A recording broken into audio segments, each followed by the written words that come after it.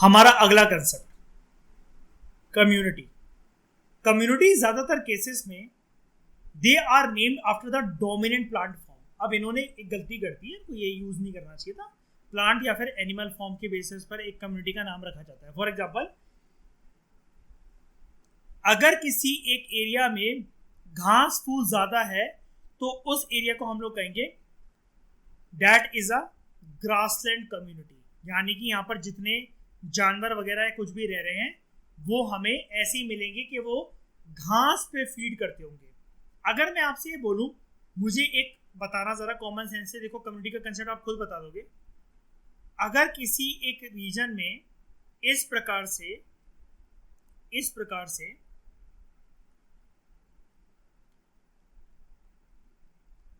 लंबी लंबी घासें हैं, मैंने प्रॉपर एक घास बना दी। अब मुझे एक बात बताओ, आपको क्या लगता है कि यहाँ पर किस प्रकार की एनिमल स्पीशीज पाई जाएंगी? लंबी लंबी घासें हैं तो कोई एनिमल के नेम ले दो मेरे को जरा यहाँ पे। ठीक है, हाँ नहीं, नाम लो एनिमल्स के। रैबिट, लेकिन घास लंबी है। Very good, giraffe plus horse.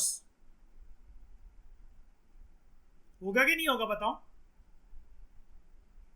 Africa के बड़े सारे एरिया सुने होंगे तुमने, जैसे फोटोज भी कभी कभार देखी होंगी ग्रासलैंड पे। जिराफ तो अक्सर देखा ही होगा, मतलब फोटोज वगैरह में। ये स्पीशीज एक सेकंड, ये स्पीशीज यहाँ पर क्यों आई?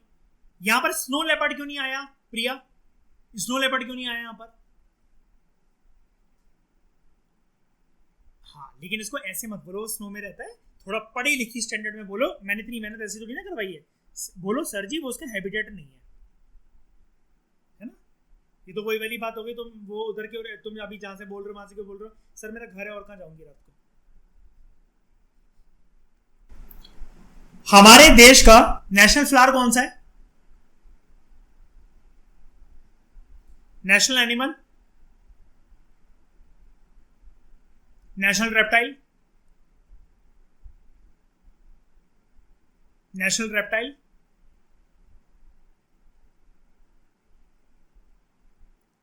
King cobra. National aquatic animal नहीं, पूरा नाम बोला करो, गेंजेटेड डॉल्फिन। ठीक है, अब एक चीज कल पता करके बता देना, तमिलनाडु से मैं वैसे पढ़ाऊंगा। 90% यूपीएससी एस्पिरेंट्स को ये नहीं पता रहता। नेशनल बैक्टीरिया,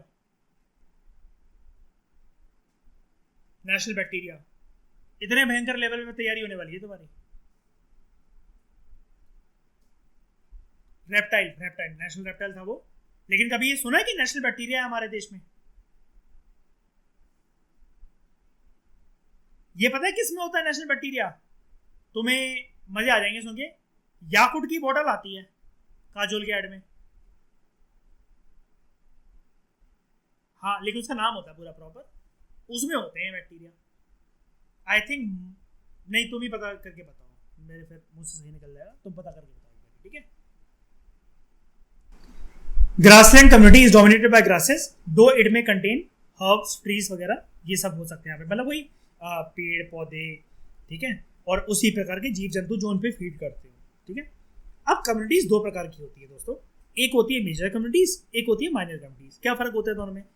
सबसे पहले बात करते हैं मेजर कम्युनिटी की। ये बड़े साइज की और रिलेटिवली इंडिपेंडेंट कम्युनिटीज होती हैं। ठीक है, हाथी है, जरूरत थोड़ी ना उससे मतलब वो करके, हाँ वो अलग बात है, झुंड में घूमता रहेगा, लेकिन अकेले घूम रहा है, जिराफ अकेले घूम रहा है, घोड़ा अकेले भाग रहा है, ये है लार्ज साइज इंडिपेंडेंट कम्युनिटीज। अब ये किस पे डिपेंड करती है? Generally they depend only on the sun's energy from outside. ठीक है, धूप वूप मिलती रहे और ये बड़े बड़े पेड़ पौधे हैं खाने के लिए, अपना आराम से टाइम चलता जा रहा है। ट्रॉपिकल एवरग्रीन फॉरेस्ट में इस प्रकार की कम्युनिटीज होती है। अब आप कहोगे यार सन की एनर्जी पे डिपेंड करते हैं और बाहर, और ये लिखा हुआ है कि सन्स एनर्जी फ्रॉम आउटसाइड, क्योंकि इन्होंने, मैंने बोला ना अभी आपसे कि ऊपर इन्होंने गलती कर दी है। इन्होंने कम्युनिटी को एक्सप्लेन करने के लिए इस बुक ने सिर्फ प्लांट का एग्जांपल यूज कर लिया। अरे भैया, स्टूडेंट को दोनों चीजें बताओ ना, कि प्लांट, एनिमल और ह्यूमन बीइंग सब कुछ हो सकते हैं। इसलिए क्योंकि प्लांट का वो ऊपर एग्जांपल यूज कर रहा है, इसलिए इसने सिर्फ सन एनर्जी दे रखा है, लेकिन दे डिपेंड ऑन अदर सोर्सेज, मतलब ठीक है, ट्रॉपिकल एवरग्रीन फॉरेस्ट में सिर्फ भाई फॉरेस्ट थोड़ी ना मिलते हैं, कितनी स्पीशीज होती है। बियर ग्रिल्स को देखो मैन वर्सेस वाइल्ड में जब वो जाता है, पहले तो चक्कू से भाई साहब को काट काट के अपना रास्ता बनाना पड़ता है ट्रॉपिकल एवरग्रीन फॉरेस्ट में, फिर उसको कोई ना कोई जानवर, सांप या कुछ भी मतलब मिल जाता है वहां पर। बारिश के दिनों में देख लो ना कितनी सारी चीजें घूम रही होती हैं, स्नेल्स घूम रहे होते हैं, सांप घूम रहे होते हैं, अर्थवॉर्म्स बाहर निकल आते हैं, बहुत सारे, और ये पतंगे उड़ रहे होते हैं। बारिश के दिनों में क्या क्या बाहर नहीं आ जाता बताओ धरती से, है ना, ये चीज है। Minor communities, these are dependent on neighbouring communities, और इनको अक्सर हम लोग सोसाइटीज कहते हैं। तो एनवायरमेंट में याद रखना कि societies are also known as minor communities. ये वाली बात याद रखना, बहुत कम बुक्स आपको बताएंगी ये वाली चीज, ठीक है। सोसाइटी जैसे होती है ना, तो वो माइनर चीज ही तो होती है। मुझे एक बात बताओ, जैसे मयूर आप बताओ, दिल्ली में क्या एक सोसाइटी है, कोई बताना जरा, दिल्ली में कोई एक सोसाइटी है? कितनी सारी सोसाइटीज रहती हैं, लेकिन दिल्ली अपने आप में कितना बड़ा है। भैया जिस कॉलोनी में आप रहते होगे वहां पर कुछ आपके घर बन रखे हैं, कुछ आपके ब्लॉक्स बन रखे हैं, और भी तो ब्लॉक्स ऐसे होंगे, A block, D block, C block, है ना, एरियाज के नाम होंगे अलग अलग। तो they are dependent on neighbouring communities, और इनको हम लोग कहते हैं सोसाइटीज, ठीक है। They are secondary aggregations within a major community, यानी कि अगर कोई चीज इतनी बड़ी है तो उसके अंदर जो छोटा सा पार्ट है अलग अलग, जैसे मतलब मान लो ये इस कलर से मैंने बनाया, ब्लू से, ये फिर इसको बना देते हैं ये कुछ, ये, और बाकी ये जो आपको रंग बिरंगी चीजें यहां पर दिख रही हैं, ये यहां पर क्या, वो क्या बताने की कोशिश कर रहा है कि मेजर कम्युनिटी जो होती हैं वो नंबर ऑफ माइनर कम्युनिटी से आकर बनती है। ये वही वाली बात है यार, इकोसिस्टम के अंदर डिफरेंट डिफरेंट स्पीशीज, कम्युनिटीज, ऐसे ऑर्गेनिज्म जो आपस में इंटरेक्ट कर रहे हैं, वो एक थोड़ी ना रह रहा है। सिर्फ ऐसा मैंने बताया था ना, कोई ऐसा तो नहीं होता ना कि कोई भी एक फॉरेस्ट के अंदर तुम ये कहो कि यहाँ पर सिर्फ और सिर्फ बंदर और लंगूर मिलते हैं, कोई भी जानवर नहीं है यहाँ पर, कोई बैक्टीरिया नहीं है यहाँ पर। ऐसा कभी होता है? नहीं होता। जैसे प्रीवियस लेक्चर्स के अंदर मैंने एक एग्जांपल तुम्हें बताया था कि कोई ऐसी गली होती है जहाँ पर सिर्फ छोले भटूरे मिल रहे हो या कपड़ों की पूरी पूरी मार्केट हो, ऐसा नहीं होता। जैसे एक पूरा का पूरा जो लिचेंस है वो गाय के गोबर से चिपके हुए हैं, ठीक है। गाय के गोबर को बड़े टाइम तक अगर बाहर छोड़ दो ना जैसे, तो उस पर कुछ मतलब इस प्रकार की मतलब आप ऐसा मान लो कि कुछ स्पीशीज उस पर चिपक जाते हैं, लाइक इस फंगस की तरह और उसकी तरह। ये तो बट ऑब्वियस सी बात है ना। तो उसी से मतलब वो उस पर रिएक्ट करके खाद का तरह काम करती है वो, कि गाय के गोबर पे मतलब बाहर रखते हो। मतलब जैसे आपने देखा होगा कि बाहर कोई कुत्ता वगैरह या फिर गाय का गोबर, कोई गाय वगैरह मतलब सड़क पे कुछ गंदा कर गई है, मक्खियां भिन भिन आ रही हैं, वो है वो फिर थोड़े दिनों में सूख रहा है। तो ये क्यों सूख रहा है, क्यों उस पर मक्खियां भिन भिन आ रही हैं? मतलब उस पर कंसेप्ट होता है कि लिचन उस पर अटैक करते हैं गाय के गोबर पे, ठीक है। लिचन अटैक करते हैं कुल मिलाकर कुछ मतलब ऐसा मान लो कि कुछ बहुत माइन्यूट सी एक स्पीशीज होती हैं जो कि उस पर रिएक्ट कर रही होती हैं गाय के गोबर पे। नेकेड आई से कुछ विजिबल होती हैं, कुछ विजिबल नहीं होती हैं। और जैसे मैं सिर्फ अगर इसको दिखाऊं, दीज आर लिचन्स, ये देखा होगा पक्का, काई जैसी काइंड ऑफ लगना, ये तो देखा ही होगा पक्का, ये पक्का देखा होगा। ये घरों में भी जैसे कभी कभार दीवारों वगैरह पे लग जाता है, या फॉरेस्ट वगैरह गए होगे जैसे कभी उस पे लग जाता है, ये देखा होगा, ये देखा होगा, है ना। यही है। तो गाय के गोबर पे भी इस तरीके से ऐड करता है, मतलब उसका कलर वगैरह छोड़ो कैसा भी हो सकता है। जैसे जनरली अगर गाय का गोबर है तो फीका फीका सा ग्रीन ग्रे मैटर उस पर मतलब वो चिपक गया। तो ये बताना क्या चाह रहा है आपको, मेजर कम्युनिटी को बनाने वाले छोटे छोटे पार्ट होते हैं, सेकेंडरी एग्रीगेशंस होते हैं। अब मतलब कहने का मतलब ये है कि एक किसी इकोसिस्टम के अंदर गाय रह रही है, लेकिन जानने वाले ये नहीं जान पा रहे हैं कि वहां पर लिचन भी है। कोई कहेगा है लिचन, ये क्या होता है? जो मैंने आपको दिखाया वही होता है, लेकिन वो कैसा है, इकोसिस्टम का क्या वो हमारे पार्ट है? तो तुमने बोला गाय को बस सुबह पॉटी करने दो, एक बारी गोबर करने दो उसको जगह, और फिर 2-3 दिन के बाद उसे ऑब्जर्व करना। जब उसके ऊपर एक लाइट ग्रीनिश या फिर ग्रेश लेयर जो चढ़ जाएगी, वहां पर भाई साहब कुछ बैक्टीरिया, कुछ वायरस, कुछ फंगस उस पर चिपक गई है, जो कि गाय का गोबर वेस्ट नहीं गया है, जो कि गाय को गोबर को खाकर उसको सूखा कंडा उपला बनाएगी।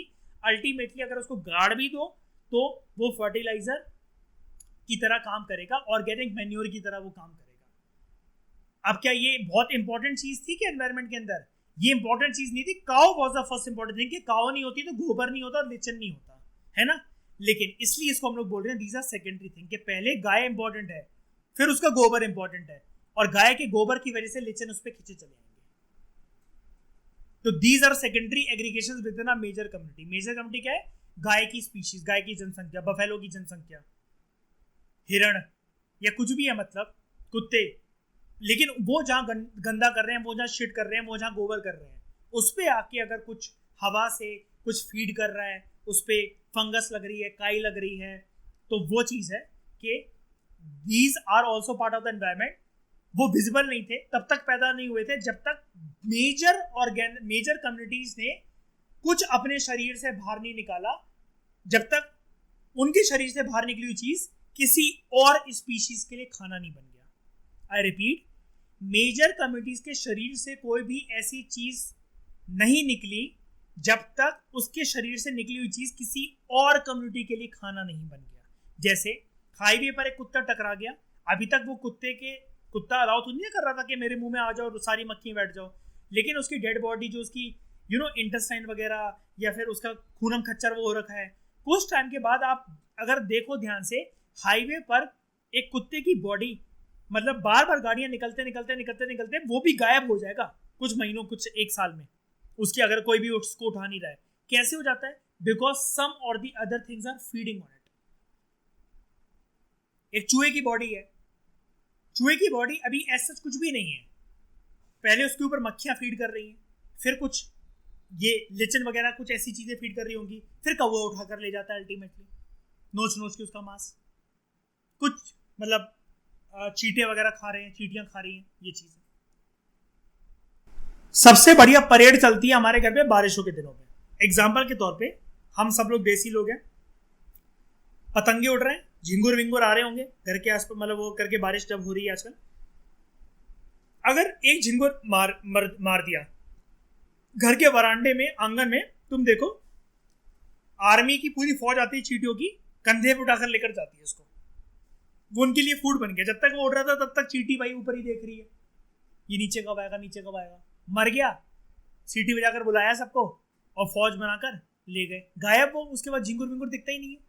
ये दिख रहा होता कि चींटी और चींटियां लेकर जा रहे हैं उसको, कहाँ लेकर गए ये नहीं पता, फॉलो थोड़ी ना कर रहे हैं उनको।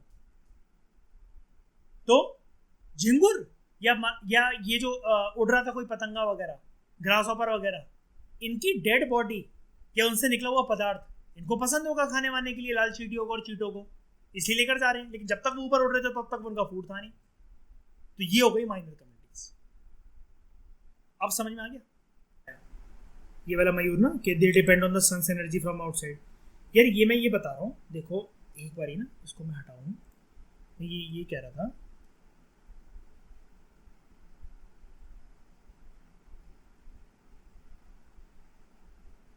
अभी बता देता हूँ, ठीक है।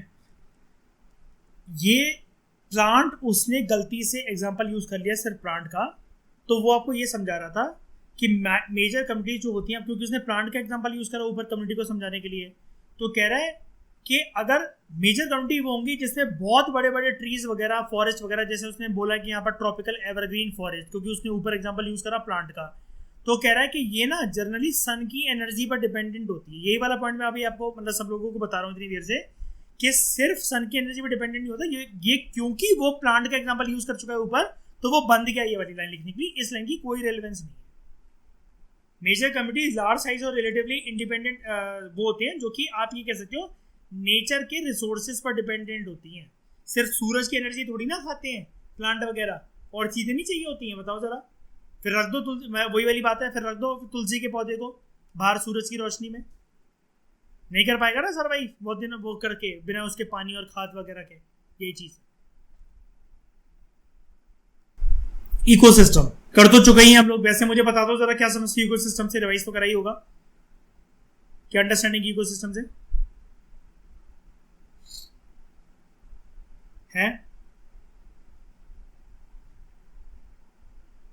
हाँ, और ठीक है, और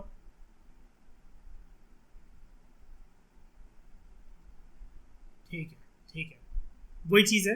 प्रीवियस चैप्टर से भी लिख सकते हो, यहाँ से भी देख सकते हो।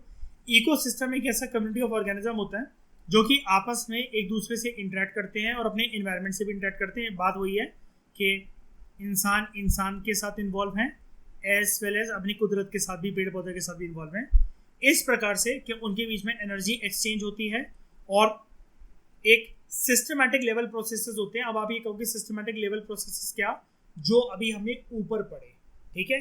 यानी कि जैसे एक एग्जांपल दे देता हूँ सिस्टमैटिक लेवल प्रोसेसेस का। सिस्टम लेवल प्रोसेस भी बोल सकते हो, सिस्टमैटिक लेवल प्रोसेसिंग भी बोल सकते हो उसको, अलग अलग बुक्स में अलग अलग नाम गिवन होते हैं। लैंड, वाटर, एयर मिलकर बनाते हैं बायोस्फीयर। हो गया एक्सचेंज, है ना। यहाँ पर सारी चीज़ों का यही चीज़ है। Such as cycling of elements, ये चीज़। अब एलिमेंट्स की साइक्लिंग वगैरह जैसे क्या, आपने एक कंसेप्ट सुना है वैसे ज्योग्राफी के अंदर, उसको कहते हैं हम लोग इग्नियस रॉक से मेटामॉर्फिक, है ना, मेटामॉर्फिक से सेडिमेंट्री, और ये फिर से इग्नियस और मेटामॉर्फिक, और ये फिर से इससे ये घुमा फिरा के बन सकती है। इसको हम लोग क्या कहते हैं वैसे, रॉक साइकिल। ऐसे ही इन्वायरमेंट के अंदर बड़ी सारी साइकिलिंग होती है। एग्जाम्पल के तौर पर बिल्कुल बेसिक बचपना याद दिलाऊं तो रेन साइकिल पता है ना, गर्मी पड़ती है, उमस होती है, बादलों में पानी बनता है, बारिश होती है, वर्षा होती है, दोबारा वो अर्थ से सूख कर पानी ऊपर जाता है और ये साइकिल कंटिन्यू रहती है ना। इकोसिस्टम जो है स्पीशीज के बड़े सारे जो हैबिटेट होते हैं उसको ज्वाइन करके बनता है। यूजली ये सारे हैबिटेट ओवरलैप करते हैं, यानी कि एक स्पीशी एक हैबिटेट में रह रही है, दूसरी स्पीशी दूसरे हैबिटेट में रह रही है।